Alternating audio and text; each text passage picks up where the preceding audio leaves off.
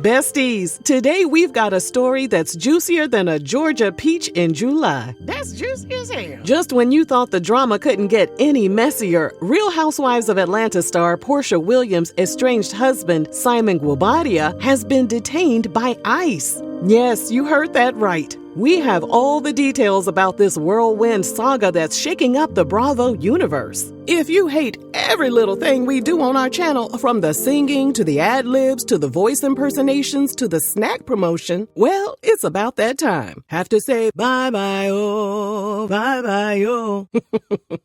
Bye, Ashy. But for the rest of y'all, be sure to scoop up something to munch on at rrgsnacks.com, our online concession stand that has an assortment of beef and bacon jerky, green apple licorice, and gummy sour peach rings. The haters gonna miss out on them sour peach rings because they be fast-forwarding through this part, but that's okay, besties. We know what to put in our margaritas, don't we?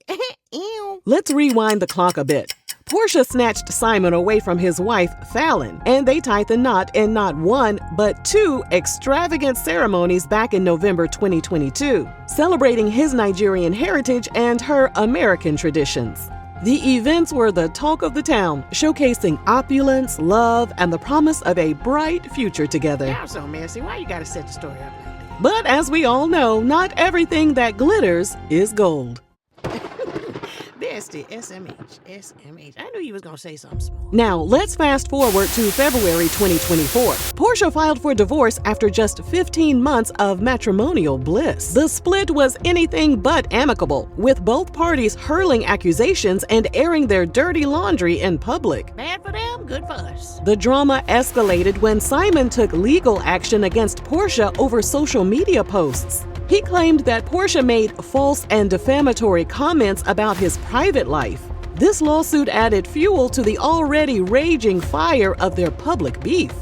But wait, besties, it gets even messier. Ooh, I love me some mess, honey. Simon was raised in Nigeria with his 7 siblings. According to him, his father worked for the Nigerian prison services, and his mom worked as an English teacher. He finished his elementary and high school education in Nigeria, but eventually dropped out of college and immigrated to the U.S. He first entered the U.S. on August 11, 1982, when he was 18 years old.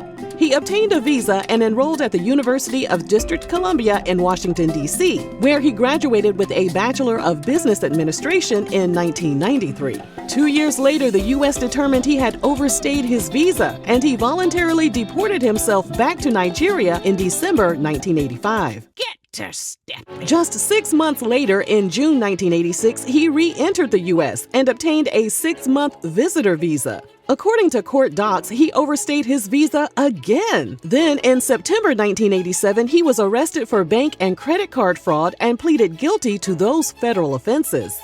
Unbeknownst to the government, Simon had decided to take his fraudulent activities to a whole new level. On October 24, 1988, he used a fake identity to seek temporary residence status under the Special Agricultural Worker Program, otherwise known as the SAW program. With his lying ass. Just lying and scheming and lying. With his fake identity and fraudulent answers, Simon's application was approved. He was given a registration card as a temporary resident, and his status was automatically upgraded to a permanent U.S. resident following a waiting period. So while he was thieving and scheming the government under a fake name, he got arrested under his real identity in January 1989 for unauthorized use of a vehicle. Unauthorized use of a vehicle? Now, what was he using it for? A skateboard? Then, in May 1990, he was locked up on fraud charges. Any criminal charge can have a negative impact on a person's immigration status, and this is something Simon found out the hard way. The government started the proceedings to get Simon removed from the U.S. Before the government could tell him to pack his things and get the hell out, Simon committed another felony offense. Get this, besties, he was apprehended for credit card fraud in January 1991. He said if he going out with a bang. He finna leave with something. That's what he said. I'm leaving here with something. That's what he said. 3 months later, in April 1991, an immigration judge held a hearing and ordered Simon to be deported. But on April 27, 1992, he received his permanent residency card, also known as a green card, through the SAW program.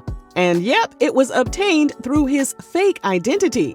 3 weeks later, he was physically removed from the U.S. and deported back to Nigeria due to the offenses he committed under his true identity. Now, this is where things get a little murky. Court documents confirm he was definitely deported in March 1992. However, the amount of time someone is barred from entering the country can range from 5 to 20 years to indefinitely. By the early 2000s, Simon was back in the U.S. He founded his petroleum business in Atlanta called Simon & Company in 2007. According to his website, he opened several more and invested in passion projects geared toward building up the city of Atlanta. Despite applying for citizenship in 2016, his application was denied, and numerous appeals led nowhere. His permanent residency status has been deemed unlawful since it was obtained through fraudulent answers he gave the SAW program. His request for naturalization was denied, and his case was dismissed as of January 2024. And now his past has come back to haunt him. According to U.S. Department of Homeland Security records, Simon is currently detained at the Stewart Detention Center in Lumpkin, Georgia. This development stems from immigration issues that have resurfaced amid recent policy changes, all thanks to President Trump's mass deportation mandate during his second term. Make America great again. Porsha took to Instagram to share her thoughts, stating, "It's disheartening to see my estranged husband make choices that have led to this outcome. At this moment, my priority is moving forward with my family." This situation raises several questions. How will this impact their ongoing divorce proceedings? And what does this mean for Porsha's future on Real Housewives of Atlanta? Let's break it down, shall we? Yes, we shall. From a legal standpoint, Simon's detention could complicate the divorce proceedings. If deported, questions arise about jurisdiction and the enforcement of any settlements or agreements made in the U.S. Additionally, assets and properties could become entangled in international legal red tape.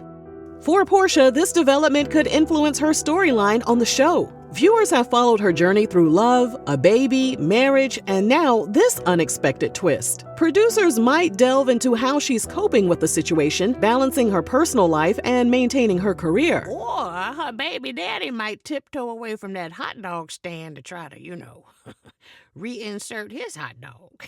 You know what I'm saying?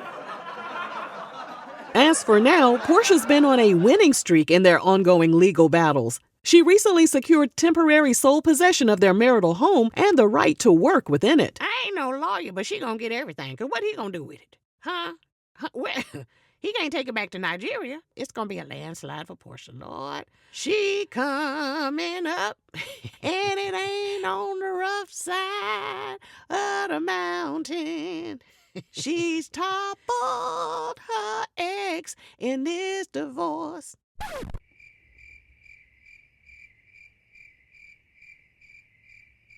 That didn't make no kind of sense. But she gonna get all of that. Besties, what are your thoughts on Simon's detention? Do you think this will impact Porsha's role on Real Housewives of Atlanta? Didn't nobody ask me what I think, but no, I don't think it's gonna impact her role on the Real Housewives of Atlanta. Because hell, you got housewives, you got ex-wives, you got wannabe wives. Baby, housewives is no longer literal on these reality shows. And how do you feel about personal matters being aired so publicly?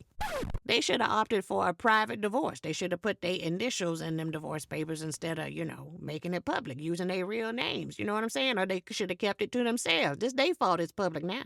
Since ain't nobody asking me nothing in this one, I know I get little tidbits of, little short stories and stuff, but I got something to say. Hell, nobody put Auntie in the corner. All right, Auntie, calm down. Drop your thoughts in the comments below. You know we love hearing from y'all. And as always, thanks for watching RRG. Bye, y'all. Love ya. Mwah. No bars. Child.